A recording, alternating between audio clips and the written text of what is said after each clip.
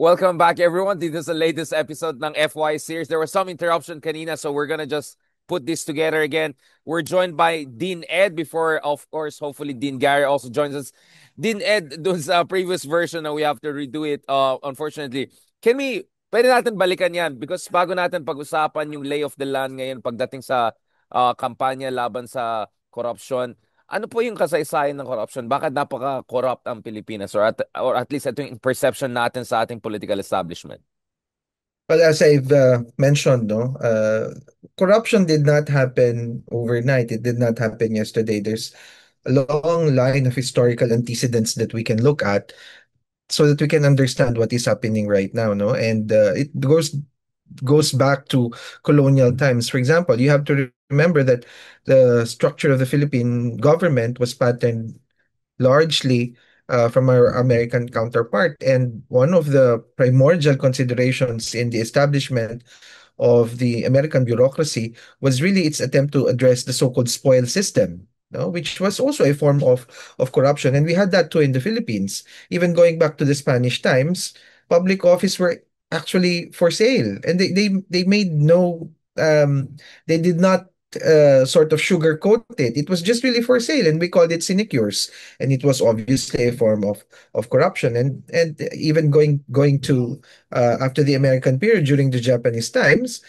it has somehow transformed into something loftier, no? So that those who were working in government were somehow felt like they were performing a patriotic duty when they were stealing from government, no? And this is because of the atrocities that were committed by the Japanese Imperial Army. And so, unfortunately for us, the practices that were committed by many of the government employees then persisted and is still persisting up to today. So it's really kind of long historical journey that we want to look at if we want to understand corruption. So, why would you say other countries were perhaps more successful in dealing with corruption than us? I mean, the things you mentioned is basically inherent sa any modern and absolutist state, di ba? Kung titignan mo yung kasaysayan ng Europe, France, everyone started super corrupt in our modern understanding of corruption. But how come other countries were able to move out of that hyper corruption period into much more of a rule of law situation kumpara sa atin?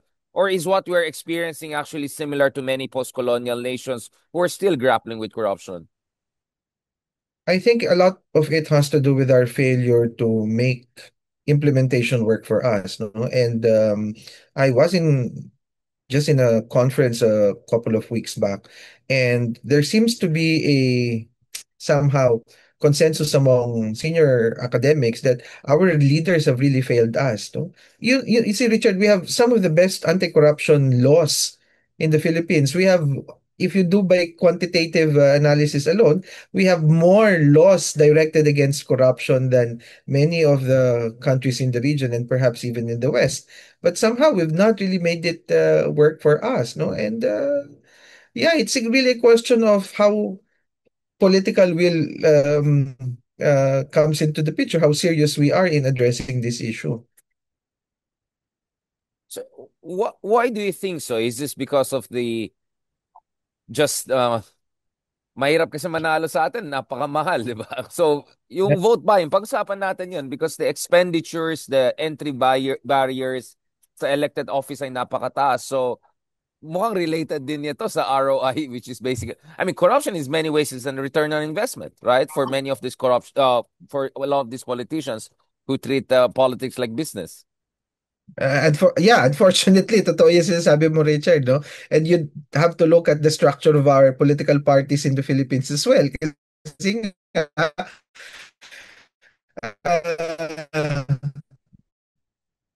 it doesn't make sense for somebody to somehow service. Yes, Din, you were talking about yung elections and vote buying. Bakit nahihirapan tayo labanan itong corruption nito? We don't have a political party discipline in the Philippines, no, Richard? If you want to run for public office, one of the first questions that would be asked of you is, do you have the money to bankroll your campaign, no? That is not true in different countries, and you have some kind of political party discipline when you earn your stocks. And, Oo. Yeah, yeah din mukhang maraming hindi natutuwa sa ating mga anti-corruption discussion. No, no, no, but let's discuss it. So we're talking about political parties. That ang pag-intindi niya is because we never built real modern political parties. Basically, lahat ng expenditure sa mga politiko na gusto tumakbo, di ba? yeah, so to a very large extent, you have to bankroll your campaign. And syempre, simpleng ano lang yan. It's just a simple equation of an ROI. Ba't ka naman papasok dun sa isang venture na siguradong lugi ka? And unfortunately, that has become cyclical. And you know what, Richard, I've been doing a lot of work with local governments. This really saddens me. Yung phenomenon ng vote buying, for example, there was a time when it was not that prevalent. Of course, there are certain areas in the country where vote buying is the name of the game, but not all. Unfortunately, in the last elections, I've seen myself that areas where I was consultant before, I operated before, na walang kultura ng vote buying ngayon. It was really so prevalent na, and ang gastos is really serious. So if you're the politician, you invest, quote unquote, invest this kind of money to get yourself elected, and you're expected to recoup somehow your investment. So it's cyclical, unfortunately. Yeah, so maganda naman Cyclical, po. but bakit yung ibang areas na walang vote buying dati ngayon meron bigla na? Meron na dahil bang biglang may biyaya na dumating? I mean, what are we looking at here?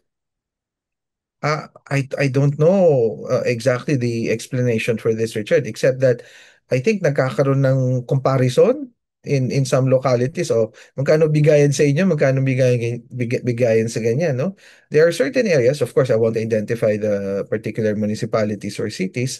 Talagang walang ano doon, walang vote buying in the past. It was really just traditional campaigning on issues, etc. Of course, medyo may black propaganda here and there, but vote buying was not really the main tool to get yourself elected. Pero ngayon, unfortunately, wala na lahat yung mga kwan, yung mga political campaign strategy that we teach, that we somehow develop. At the end of the day, ano lang na lang talaga yung D-Day operations ng vote buying. It's somehow kwan, it's really so frustrating So you do the rounds of, campaigning and coming up with a good platform, etc. But at the end of the day, bilihan lang din ang boto. And this is not only applicable in national local elections. Kahit sa barangay, nangyayari na din yan, Richard. So it's really pervasive. Pero may kinalaman din kaya yan sa higher cost of living, inflation, of course yung long-term impact ng pandemic. Iniisip ko nga yung pandemic period, ang daming ayuda rin eh. So bumalik yung ayuda culture dahil of course marami sa ating kababayan na yung maging mas depende sa basically handout from the state.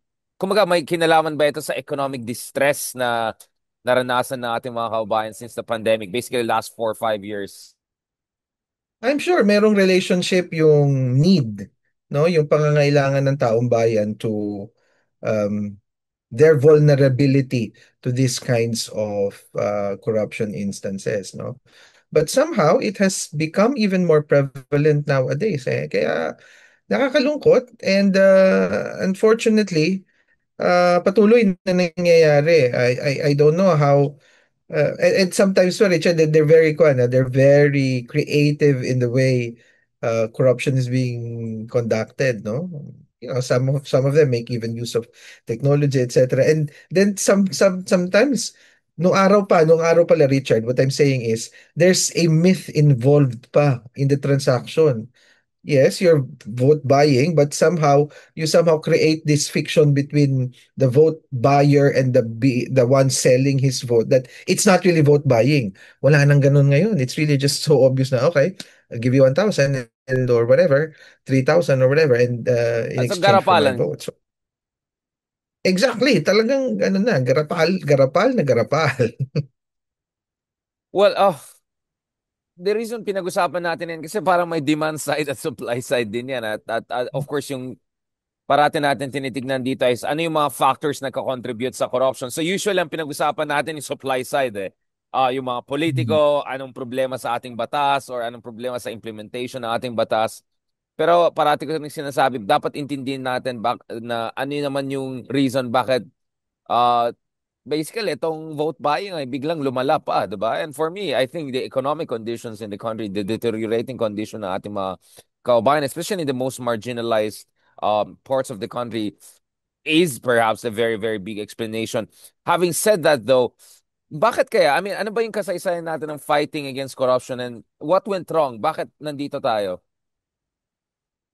Well, first, I agree with you when you said that it's also not only a question of supply side, but also a question of demand side. And those two things go hand in hand. And a lot of it has to do with our problems in the economy, no? Kaya hindi yan pwedeng tignan ng isang plane lang, no? I think we have to look at it both ways. Now, why have we somehow failed to curb corruption in the Philippines? It's really a question of how committed our leaders are in making sure that laws are implemented. We have some of the most sophisticated anti-corruption laws you can think of. If you go by quantity alone, we have more anti-corruption laws than many of the countries in the region and even in the West. But somehow we haven't made it work for us. There's always a workaround to all of these things, no? Kaya tayo nandito ngayon. And gagaling daw ng Pilipino, we have somehow transformed it into an art form. Kaya, yeah, that's why we're here right now, no? I mean, if you look at it international, no? I mean, in terms of corruption, usually mga pinakamayayaman na bansa and mga pinakamababa yung inequality rate, sila rin ang pinakamababang corruption, right? So if you look at Scandinavian countries, not only are they progressive, they also have very low levels of corruption. In fact, mas mababa ang corruption sa mga bansa na yan kumpara sa mga bansa na kasing yaman nila like the United States in terms of per capita income. But those are very highly unequal societies. So clearly, inequality perhaps is another good explanation. But even speaking of the Philippines, I mean, of course, kayo yung expert sa Philippines. Pero ako, looking at the international picture, hindi malayong score ng Pilipinas sa Thailand, sa Turkey, sa Brazil. They have almost exactly the same scores in terms of CPI corruption. We can debate about what is the best index, but yung sinasabi niyo na entrepreneurial ang mga politiko natin, I hear exactly the same thing in Brazil, Turkey, Thailand, India, Malaysia, Indonesia, wherever I go. So it looks like there's something similar there. Nevertheless, ang difference sa atin is that we're supposed to have a strong civil society. We're supposed to have a strong media scrutiny. We had the Aquino administration making the fight against corruption a core issue. And nevertheless, we're still here. So that's what I'm trying to understand. Does this have to do with the culture of impunity that Duterte really instilled sa Pilipinas? Because we were always an imperfect democracy. But a suspicion I have is that if you look at a lot of this, itong mga garapalan na project na yan, itong mga diskaya na yan, etc., lahat sila, yung ligaya nila talaga nagsimula yung Duterte period. And I think we really had a massive setback during the Duterte administration whereby extrajudicial killings was normalized, treasonous discourse was normalized. So I'm not surprised that yung garapalan ng corruption was also normalized. Well, two things, Richard. Number one, you're correct in saying that it's really garapal, no? Yung culture of impunity. And that does not only refer to our problems with corruption. And we know the extrajudicial killings that happened in the previous administration. So kasama na yan, no? The other thing is perhaps the reason why we are having much bigger problems in corruption compared to our Asian neighbors is something that has got to do with our economic problems, no? Um, we're not saying that, diba, remember during the administration of President Aquino, kung walang korap, walang mahirap. I never bought that argument eh. I never bought that argument kasi I've always maintained that development is still possible even with some levels of corruption without necessarily endorsing corruption as okay as something desirable. But what we're saying is in the previous administration, there was no serious economic development to speak of, and so therefore it compounded the problems of corruption even further, and it things became worse. No, so two things: that culture of impunity that you were referring to, and the lack of real economic development to speak of. That's a lethal combination if you ask me. Kaya naging garapal na, and they've become entrepreneurial. They've become, they've become very creative in the way corruption is being conducted in government. Gusto kong balikan yung issue ng political parties, no? Bakit kaya hindi nagwo-work yung political parties sa Pilipinas? Is it I always hear these cultural arguments na it's but I heard again that in other countries and by some, leap and bounds kahit papaano yung mga ibang bansa move towards more institutionalization of political parties. If you look at it, Latin America very similar sa Pilipinas in terms of history, in terms of culture, political culture, in terms of political economic development.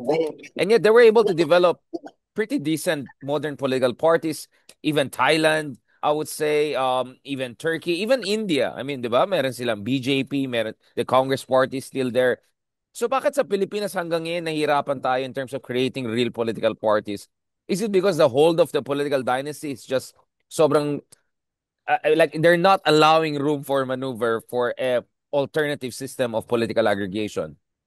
Well, I think two things again, no? Number one is um, yung control ng political dynasties, no? The political dynasties have been quite active in the Philippines, especially in recent times, no? And they don't seem to go away, no? And it's somehow achieved a certain level of progression na padami.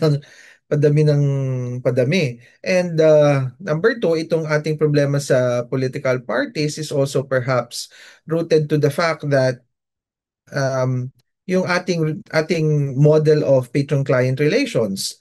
Um, I was mentioning earlier, I was in a conference just a couple of weeks or months back, and we came to somehow the agreement that our leaders have really failed us. Our leaders have failed us, no? And they've compared to our neighbors, for example, they've completely turned this corruption into an art form that naiwan yung mga tao, unfortunately, Richard, no? So that's the problem that we're facing right now. So I'm trying to understand bakit the grid is out of control, or do we have a singularly rapacious elite? Is that the situation we're having? I'm just trying to understand bakit lumalala pa tong issue ng corruption. Before we talk about in the final part of our discussion, ano naman ang mga solusyon na pwede natin gawin?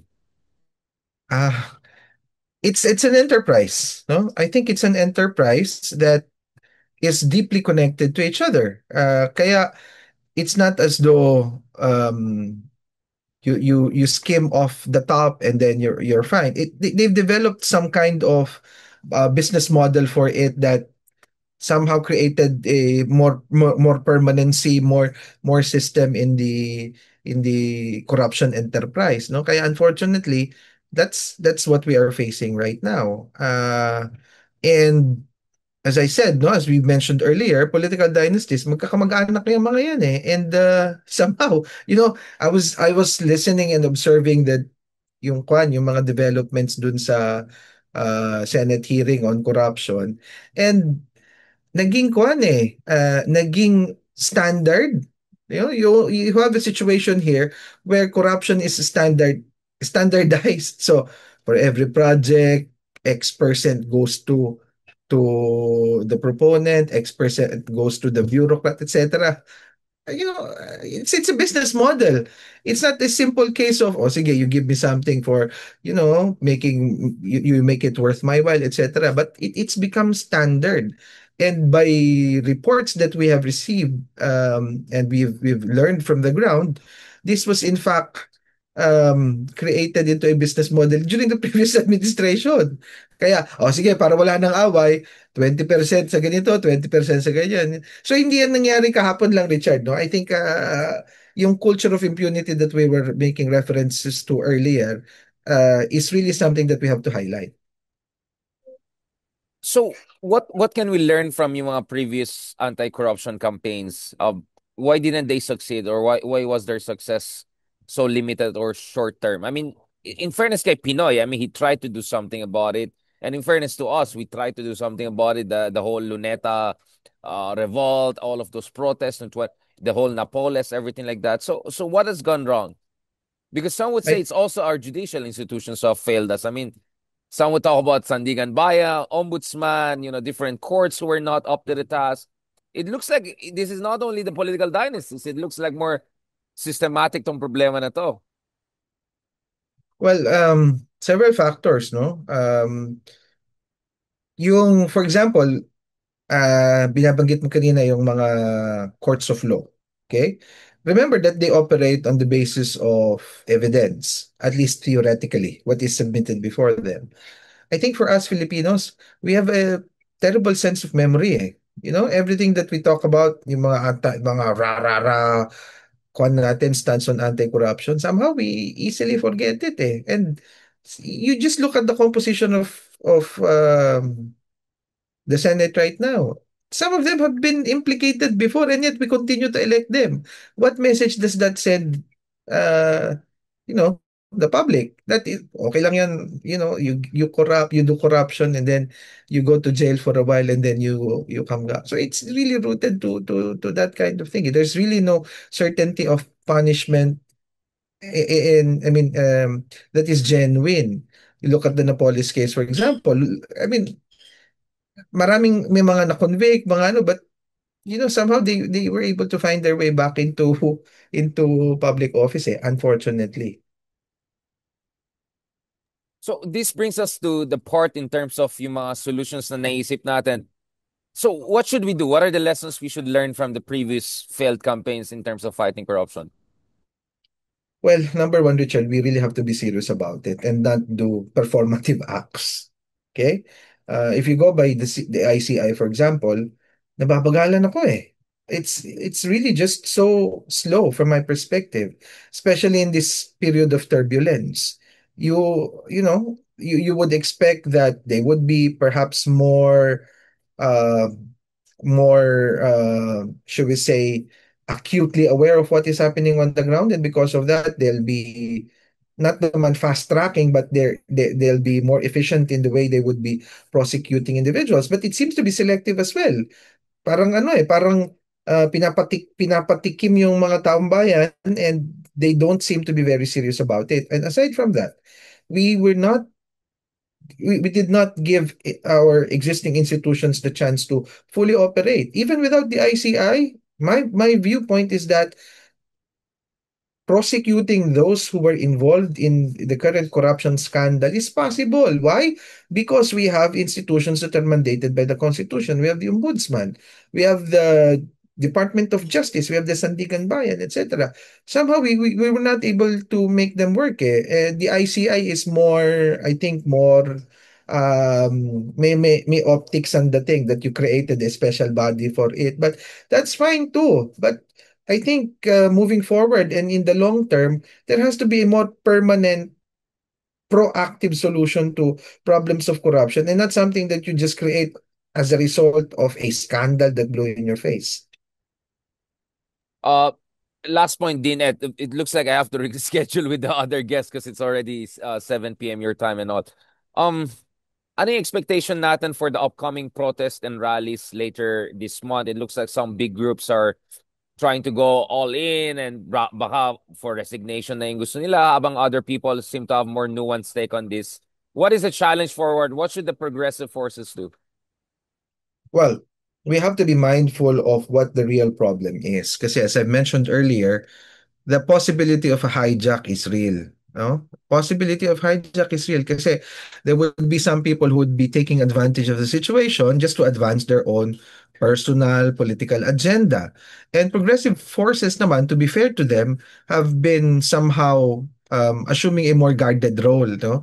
In terms of the previous trillion peso March rally.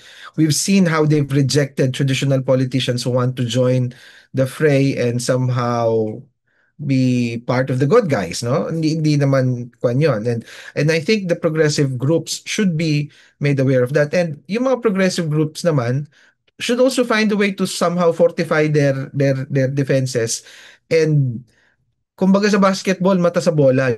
You know what you're fighting against, and you should not be distracted by by attempts to hijack the occasion to favor certain political interests. No, so we're looking at these events intently, Richard, and I know that it has a possibility of snowballing into something more serious.